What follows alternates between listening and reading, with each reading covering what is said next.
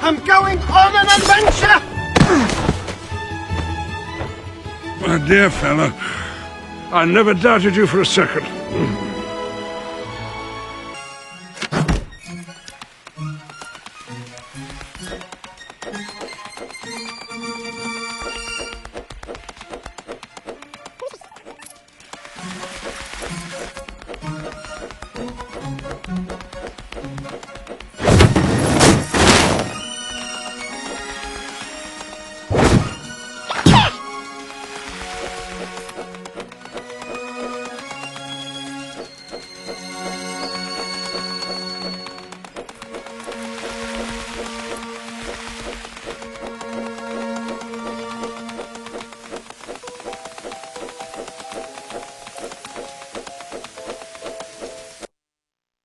After a long journey through the Shire and beyond, Bilbo and Gandalf the Grey caught up to the company of dwarves. Their adventure was about to begin.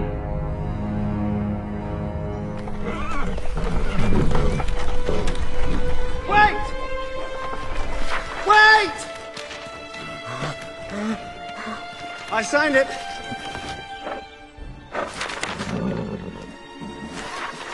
Welcome, Master Baggins, to the company of Thorin Oakenshield.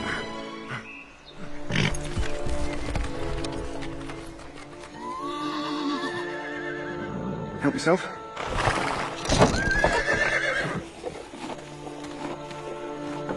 No, wait, stop!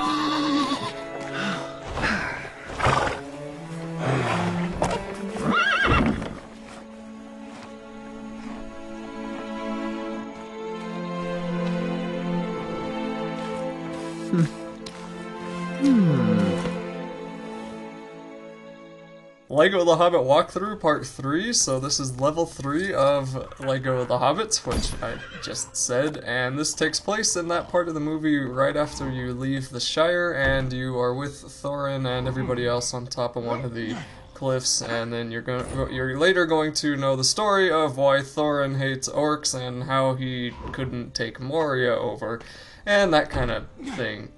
So the first part in this level is just trying to get up to the top platform here and then climbing up a little bit more, because you're going to need to get to a tree so you can give an apple to a horse, because for some reason the dwarves don't think horses need to eat. Now this level became a little bit annoying at the beginning because you have to use the staves from these two dwarves so you can climb on top of the dwarves and then jump onto the cliffside.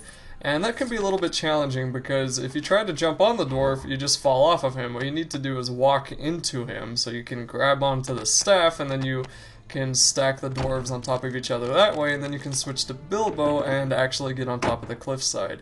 I cut that part out because it took me like 5 minutes to figure it out, and right here I may struggle a little bit, but I think I got it down by the third time. It doesn't matter what order you use the dwarves in, just use them in any order you need to. And you just walk up to that spot and then have them plant their pole there, then you just kind of walk into their staff and you stack them until all of their staves glow white, and then Bilbo can hop up and he can destroy this tree here so he can get the apple, drop down, give it to the horse, and then I'm going to stop talking here because a cutscene is coming up.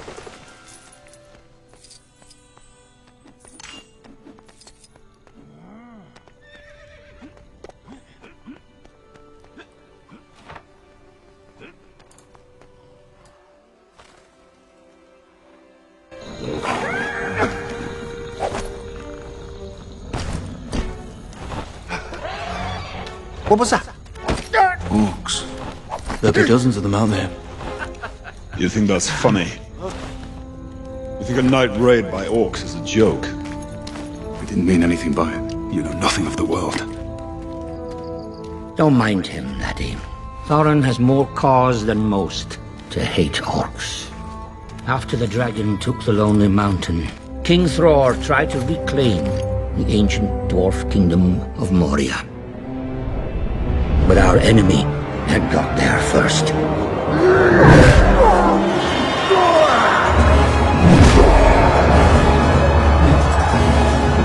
Moria had been taken. So after that riveting tale of why Thorin hasn't really succeeded much in his life, you will be in this massive battlefield, and of course you can't actually go out into the middle of these waves of orcs, you have to stay in this little circle that you spawned in. If you try to go out and fight them, you just die and get overrun. But what you're supposed to do is actually find the orcs that you can kill, and you have to kill about 10 of them.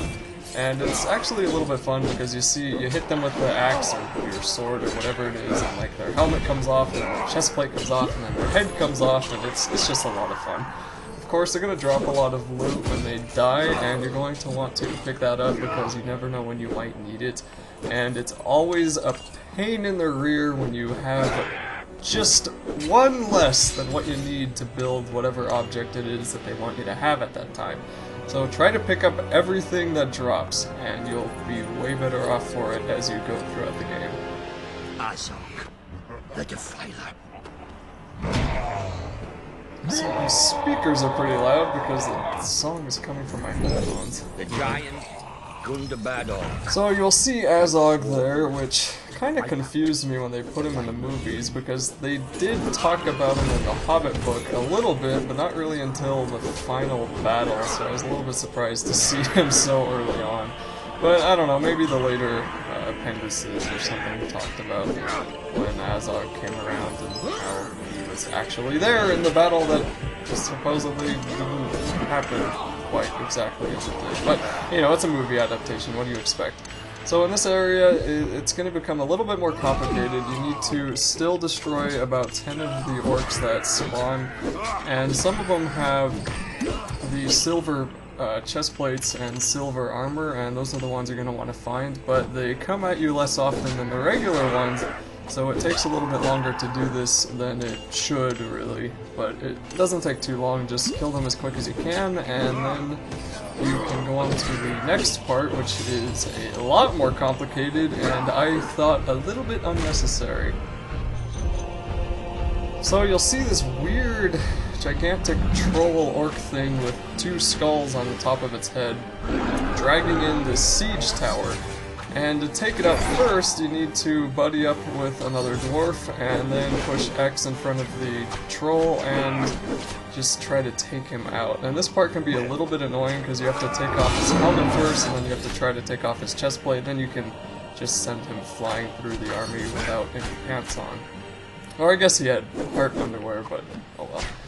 Next thing you need to do is still buddy up with the dwarf and then smash into the siege tower with this really fancy slow motion scene, and then a bunch of orcs will fall out that you now have to deal with. These ones can be a lot of fun because they have kind of a cool little zoom in sword fight scene where you beat them in sword play and then take off their armor like you would any other orc, and this reminded me of LEGO Indiana Jones 2, as much as I hate to say that, and there were actually a lot of things in this game that reminded me of Indiana Jones 2, but it's mostly better than that game. It's pretty hard to be worse than Indiana Jones 2 was. Anyway, once you get rid of the orcs, you're going to need to build this grapple point and then switch to the guy with the chain or his rope, or I don't even really know what it is, but you just need to use it to pull down the siege tower, and then you have to do that 2 more times. And that's what I felt was a little bit unnecessary. I kind of think that it should have ended here and the level would have been fine, because after this point it is going to be when you fight the boss Azog, and that can also be pretty lengthy, but right here they bring in 1 siege tower, and yeah, it just, I don't know. I felt that this went on for too long. So anyway, I'm gonna stop narrating here because it's pretty much the same thing, and the cutscene will be coming up afterwards, and I will narrate with the boss fight.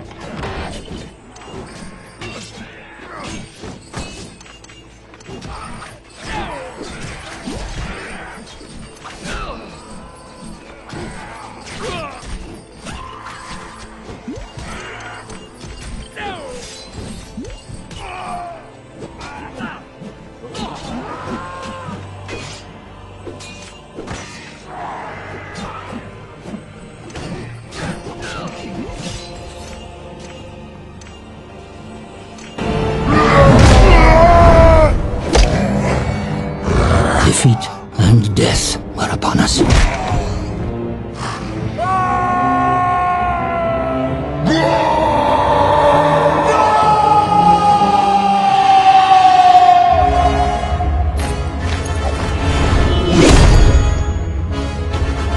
Thorin stood alone, wielding nothing but an oaken branch as a shield.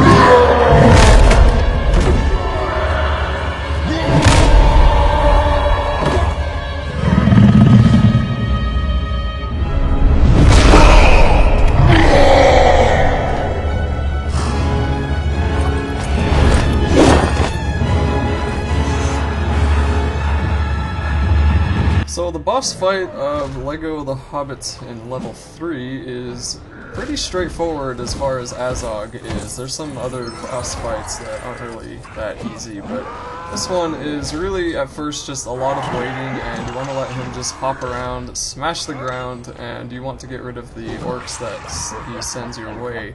And eventually he will stop hopping and finally attack him, and you just have to follow the quick time event. Yes, there's quick time events in this game to defeat him, and you have to do this a couple of times using the different abilities of the different dwarves to get to the various platforms that he actually jumps on. So this first one is just on this first rock here, and as you saw, you just have to hit the buttons as they come onto the screen. Then Azog will run away like the pansy he is, and you'll need to use somebody to break open that rock below there, and then you'll have to smash that big boulder toward Azog so you can actually get up to fight him. And this is kind of where it can get confusing sometimes, because you need the dwarf with the hammer. If you use the dwarf with the pole, which sometimes looks a lot like a hammer, it can get really confusing, and you're like, why the heck isn't the hammer working? And like, oh, I'm hitting with a stick. Like right here, I thought that looked like a hammer, but that's just a guy with his chain. And sometimes the dwarf with the hammer doesn't have his stupid hammer out. I have no idea why that is, but oh well.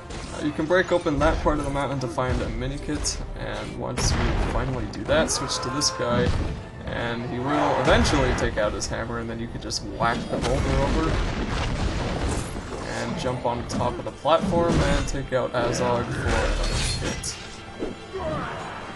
It seems that the button sequences seem to be the same here, so X, A, and then B, and once you get nearer to defeating him, you'll have two extra button sequences and a much cooler scene than what those were. So I think this is the second to last time you're gonna have to hit him. Oh no, this is the last time. Okay, so this is the final platform, third time's the charm, of course. And all you need to do is switch to the guy with the chain so you can grapple down the blocks here. And then the rest of it is pretty straightforward. You just hop on over to where he is, defeat him, and that is it for this level.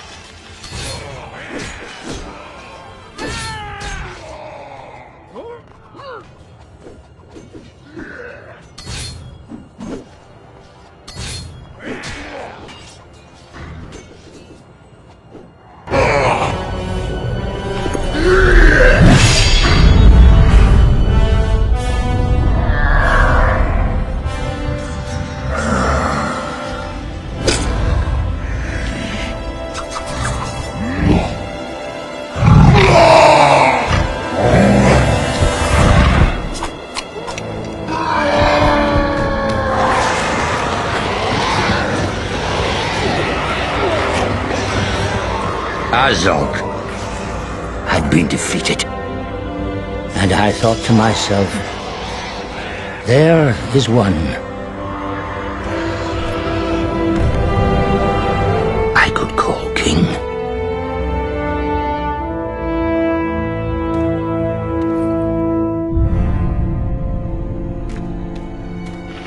And the Pale Orc, what happened to him?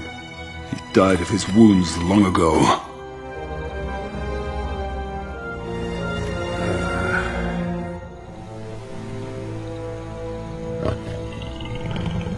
Zigartor Beer. Closed Cody King on him.